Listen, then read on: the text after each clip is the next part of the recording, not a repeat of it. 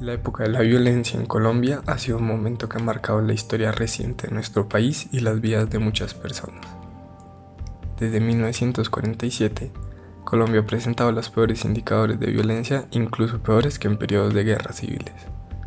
La violencia desde 1962 se ocasionó por el surgimiento de guerrillas de extrema izquierda como las FARC y el ELN, al igual que de grupos paramilitares de extrema derecha que decidieron seguir el ejemplo de la Revolución Cubana y surgieron a causa directa de la época de la violencia, que enfrentó a liberales y conservadores, tiempo que dejó cientos de miles de muertos y un país sumamente polarizado.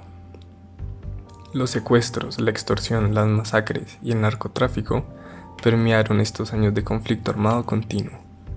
Entre 1985 y 2015 murieron aproximadamente 700.000 personas en Colombia.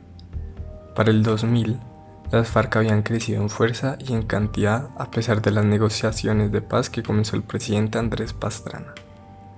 Los enfrentamientos entre las Fuerzas Armadas Nacionales y los miembros de las organizaciones terroristas no tenían tregua. Las FARC invadían constantemente pueblos, reclutaban miembros de forma forzada y llevaban la guerra a las ciudades con carros bomba.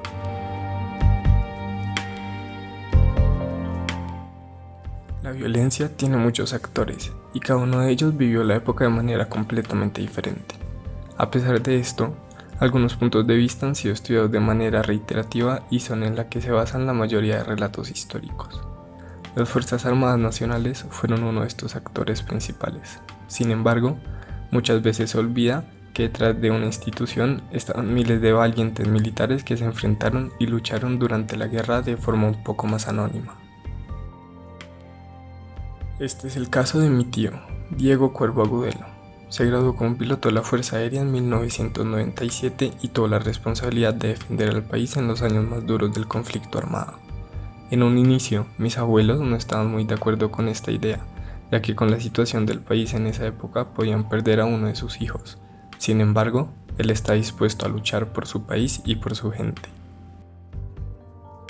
El 2001 fue un año determinante. En los primeros meses del año se vivieron más de 92 masacres y se registró la cifra de muertos anuales más alta hasta el momento, con al menos 300.000 personas. Este año, mi tío vivió un día que recordará por siempre. Realizaba un vuelo desde San José del Guaviare hasta Villavicencio a bordo de su poderoso helicóptero UH-60 Black Hawk, cuando se encontraron con un grupo enemigo. Este encuentro rápidamente se convirtió en una balacera entre frentes terrestres y aéreos. En medio del tiroteo, una de las balas enemigas atravesó el helicóptero que pilotaba mi tío e impactó su manual de rutas aéreas. El impacto del disparo en el manual se sintió como un milagro, ya que de todos los lugares en los que podía llegar terminó pegando en un libro sin ocasionar mayores consecuencias.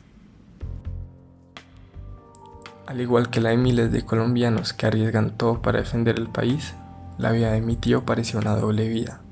Por un lado, los sentimientos a flor de piel, los combates, los enfrentamientos, el deber y el orgullo de defender con honor el uniforme de las Fuerzas Armadas de Colombia. Por otro lado, la vida de familia, un ritmo de vida completamente diferente, lejos de la selva, la cual él no lograba vivir de manera suficiente como él quisiera. Este conflicto interno que vivían estos héroes de la violencia se hacía más complicado a medida que avanzaba la guerra. Los militares veían como sus compañeros que caían heridos en combate se convertían rápidamente en un número o en una estadística más de la historia del país. Estos momentos marcan fuertemente la vida de una persona en el ámbito emocional. El sentir la muerte tan cerca hizo que mi tío se cuestionara muchas cosas de la vida y de cómo vivirla, llegando incluso a preguntarse si por lo que estaba luchando era realmente lo correcto y necesario para lograr la paz que todos deseamos. La historia del conflicto en Colombia tomó un giro inesperado cuando a inicios de la década pasada el gobierno de Juan Manuel Santos anunció el inicio de negociaciones y diálogos con las FARC para así terminar el conflicto armado entre las dos facciones en guerra. Esto le dio una gran esperanza a una gran parte del país, la cual quería acabar con este episodio tan oscuro de la historia de Colombia. Mi tío, al haber vivido en carne propia los enfrentamientos con ese grupo armado, mostraba una gran felicidad al saber que algo se estaba intentando hacer para lograr este objetivo común, seguido por una decepción al ver que no terminaron por resolver los verdaderos conflictos y devolver la paz a las regiones que tanta sangre han derramado. Sin embargo, ese fue un primer paso para acabar con el conflicto de raíz y así terminar esta época de violencia en la que lleva sumergida Colombia varias décadas. Mientras este conflicto armado en Colombia se vivió de una forma muy intensa en las zonas rurales del país, dejando un gran número de víctimas directas e indirectas, especialmente en los pueblos con presencia de guerrillas o paramilitares, en otros sectores de la población sobresalía cierta indiferencia ante una realidad lejana y en parte irreal. Esta doble vía se agudizaba entonces cuando volvían a sus casas después de haber presenciado hechos tan dolorosos e inexplicables como los que se enfrentaba mi tío como parte de su trabajo. En muchos sentidos, esto sigue presente hoy en día. Aún hay un gran número de víctimas y de protagonistas anónimos de la guerra que siguen luchando por su verdad y por el esclarecimiento de los hechos, de tal manera que sus vivencias y pesadillas no queden olvidadas y resumidos a datos estadísticos. De aquí la importancia de recordar y de hablar de la historia a partir de las experiencias familiares y personales, que nos da una visión mucho más sensible de las cosas a las que se enfrentaban durante esos años oscuros de la historia de Colombia.